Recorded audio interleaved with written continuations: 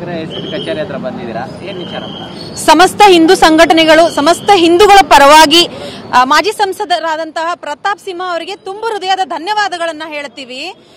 ನಾವು ಕೆಲವೊಂದ್ಸಲ ಬಿಜೆಪಿ ಮೀಟಿಂಗ್ಗಳಿಗೆ ಹೋಗ್ತೀವಿ, 6 ತಿಂಗಳಿಗೂ ಮೀಟಿಂಗ್ ಕರೀತಾರೆ ನಮ್ಮನ್ನ. ಪ್ರತಿ ಗ್ರೂಪ್ಗಳಲ್ಲೂ ಪುನೀತ್ ಕೆರೆಹಳ್ಳಿಯವ್ರನ್ನ ಹೈಲೈಟ್ ಮಾಡಿ, ಪುನೀತ್ ಅವರೇ ಮೀಟಿಂಗ್ ಬನ್ನಿ ಅಂತ 20 ಸಲ ಫೋನ್ ಮಾಡ್ತಾರೆ. ನಾವೇ ನೋಡಿದೀವಿ.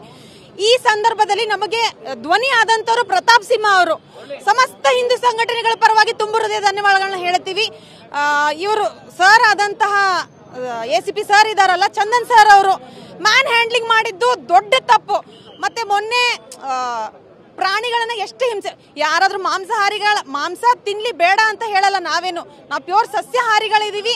ಆದ್ರೆ ಮಾಂಸ ತಿನ್ನೋರು ತಿನ್ಲಿ, ಆದ್ರೆ ಹಾಳಾಗಿರೋ ಮಾಂಸ ಬೇರೆ ಬೇರೆ ರಾಜ್ಯಗಳಿಂದ ಬರ್ತಾ ಇದೆ. 2-3 ದಿನ ಸ್ಟಾಕ್ ಇರುವಂತ ಮಾಂಸ ಬರ್ತಾ ಇದೆ. ಅದನ್ನ ನಾವು ತೀವ್ರವಾಗಿ ಖಂಡಿಸ್ತೀವಿ. ಎಲ್ಲ ಸಮಸ್ತ ಹಿಂದೂ ಸಂಘಟನೆಗಳು, ಸಮಸ್ತ ಹಿಂದೂಗಳು ಪುನೀತ್ ಅವ್ರ ಪರವಾಗಿದ್ದಾರೆ ಅಂತ ಹೇಳಕ್ ಇಷ್ಟಪಡ್ತೀವಿ. ಸರ್, ಪುನೀತ್ ಅವ್ರನ್ನ ಬೆತ್ತಲೆ ಮಾಡಿ ಹೊಡೆದಿದ್ದಾರೆ, ಅವ್ರು ತುಂಬಾ ಹಾರ್ಮ್ ಮಾಡಿದ್ದಾರೆ. ಅದಕ್ಕೋಸ್ಕರನೇ ಬಂದಿದ್ದೀವಿ ನಾವು. ಹೌದು. ನಾವು ಮೊನ್ನೆ ಹಾಸ್ಪಿಟ್ಲಿಗೆ ಹೋಗಿದ್ವಿ, ಅವ್ರಿಗೆ ಹೇಳೋ ಕೂತ್ಕೊಳ್ಳೋಕು ಬರ್ತಾ ಇರ್ಲಿಲ್ಲ. ಅವಾಗ ನಾವೇ ನೋಡಿದೀವಿ. ತುಂಬಾ ಮುಂದಿನ ನಡೆ ಅಂದ್ರೆ ಸರ್ ಸಸ್ಪೆಂಡ್ ಆಗ್ಬೇಕು, ಇಲ್ಲ ಕ್ಷಮೆ ಕೇಳಬೇಕು. ಸಮಸ್ತ ಪುನೀತ್ ಅವ್ರಿಗೆ ಅಷ್ಟೇ ಅಲ್ಲ, ಯಾಕಂದ್ರೆ ಇದು ಪುನೀತ್ ಅವ್ರ ಮೇಲೆ ಆದಂತಹ ದೌರ್ಜನ್ಯ ಅಷ್ಟೇ ಅಲ್ಲ, ಪ್ರತಿಯೊಬ್ಬ ಹಿಂದೂ ಕಾರ್ಯಕರ್ತನ ಮೇಲೆ ಆದಂತಹ ದೌರ್ಜನ್ಯ.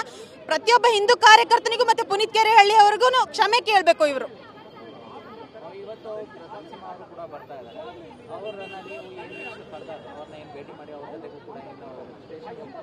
ಇಲ್ಲ, ಅದು ಸರ್ಗೆ ಗೊತ್ತು, ನಮಗ್ ಗೊತ್ತಿಲ್ಲ. ಅವ್ರು ಏನ್ ಮುಂದಿನ ನಡೆ ಅವ್ರಿಗೆ ಗೊತ್ತು, ನಮಗ್ ಗೊತ್ತಿಲ್ಲ. ಅಂದ್ರೆ ನಾವು ಎಲ್ಲ ಸಮಸ್ತ ಹಿಂದೂ ಸಂಘಟನೆಗಳು ಬಂದಿದ್ದೇವೆ, ಅವ್ರು ಬರ್ತಾ ಇದ್ದಾರೆ. ಪೂರ್ಣಿಮಾ ಅಂತ.